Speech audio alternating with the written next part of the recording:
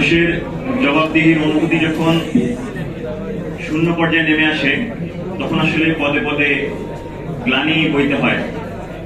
শাসকরা যখন নিজের চেহারা নিজের আয়নায় দেখে না তখন একটা সময় সে আয়নার কাঁচগুলো টুকরো টুকরো হয়ে তাদের দিকে ফিরে আসে। আমরা সেই পরিণতিরই ভয় পাচ্ছি, এমন একটা পর্যায়ে এসে আমরা দাঁড়িয়েছি। বর্তমানে যে গণভোট নিয়ে যে বিতর্কটি উঠছে, এই গণভোট একটি জনরায়। এই জনরায় একটা রাষ্ট্রের সাংবিধানিক ভিত্তি হলো গণতান্ত্রিক মত, জনগণের যে সার্টিফিকেশন, সে সার্টিফিকেশন। এই জায়গায় আমরা দেখছি তত্ত্বাবধায়ক ব্যবস্থা, এই তত্ত্বাবধায়ক ব্যবস্থা নিজেই কিন্তু একটি সাংঘর্ষিক পর্যায়ে ছিল এবং সর্বশেষ যে সংশোধনীতে আমরা দেখেছি যে তত্ত্বাবধায়ক ব্যবস্থাকে তারা এমন ভাবে রেখে দিয়েছে বিএনপি যেন পুনরায় সেটা সংস্কার করে তাদের ক্ষমতাকে পাকাপোক্ত করা যায়, নিজেদের ক্ষমতাকে স্থায়ী করা যায়।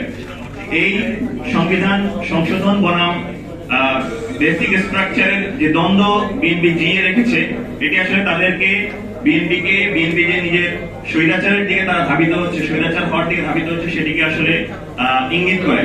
আমরা তাদের যে প্রতারণার কথা সবসময় দেখেছি যে তারা তাদের নিজেদের দলটাই ৭৭ সালে যে জন্ম হয়েছে গণভোটের মধ্য দিয়ে, ৯১-তে তারা যে গণভোটের পক্ষে ছিল, সেই তারা ৯৬ জনগণের সাথে প্রতারণা করেছে এবং সর্বশেষ যেই অবস্থান, সেই অবস্থানের মাধ্যমে তাদের সেই প্রতারণার জায়গাটা তুলে ধরছে। এটি আসলে আমাদের জন্য অত্যন্ত দুঃখজনক।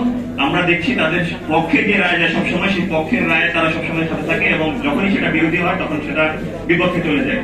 আমরা বর্তমান বাংলাদেশের রাজনৈতিক সংস্কৃতিতে কি দেখতে পাই যে খাসমহল, বিভিন্ন লুটপাট, দখলদারিত্ব, জলমহল, বিভিন্ন রকম যে বাস স্ট্যান্ড, যে লেভেল স্ট্যান্ড, কোরবানির পশুর হাট, এই জায়গাগুলোকে ক্ষমতাসীনরা কুক্ষিগত করে রেখে তারা নিজেরা মুনাফা ভোগ করার চেষ্টা করে খুব স্বল্প মূল্যে। দ্বিতীয় আরেকটা হলো টেন্ডারবাজি। এই টেন্ডারবাজির মাধ্যমে তারা ক্ষমতাসীনরা টেন্ডারকে দখল করে এই যে রাজনৈতিকরণ করে এবং এর কারণে তৃণমূলে যত প্রকার সহিংসতা, সংঘর্ষ, হত্যাকাণ্ডের ঘটনা সেগুলো ঘটে। এই রাজনীতিকে জিয়ে রাখার মূল লক্ষ্যই হলো এই জুলাই সনদকে বাস্তবায়িত হতে না দেওয়া, গণভোটকে অগ্রাহ্য করা। কারণ জুলাই সনদ যদি বাস্তবায়িত হয়, যদি গণভোটের এই রায় বাস্তবায়িত হয়, তাহলে এই যে ভোগবাদী মানসিকতার রাজনীতি, দখলদারিত্বের যে রাজনীতি, সেই রাজনৈতিক সংস্কৃতি আর রাখা যায় না। জনগণের যে সম্পদ, যে জনগণের সম্পদ জনগণের কাছে থাকা যায়।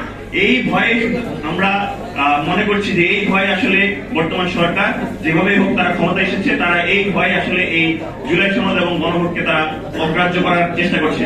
আমরা আসলে ভয় পাচ্ছি এই জায়গায় যে যেভাবে দলীয়করণ শুরু হয়েছে বিশ্ববিদ্যালয়গুলোতে, আমরা ভয় পাচ্ছি বিশ্ববিদ্যালয়গুলোতে যেভাবে দলীয়করণ শুরু হয়েছে, বিনা নোটিশে ভিসি নিয়োগ করা থেকে সিটি কর্পোরেশনগুলোতে প্রশাসক নিয়োগ, সারা দেশের জেলা প্রশাসকদের নিয়োগ করার জায়গা থেকে যেভাবে দলীয়করণ শুরু হয়েছে, বিশ্ববিদ্যালয়গুলোতে হুমকির মধ্যে রয়েছে। বিশ্ববিদ্যালয়গুলোতে যখন এই দলীয়করণের মাধ্যমে লেজুর ভিত্তিকে আরো বেশি প্রশ্রয় দেওয়া হবে, এটি আস্তে আস্তে সেই গণরুম গেস্টরুম কালচারের দিকে আবার চলে আসবে।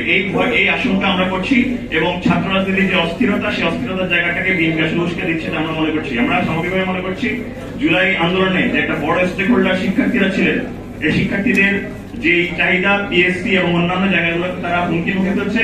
and we are thinking BNP is digging their own grave. BNP is digging their own grave and the grave of their grassroots leaders.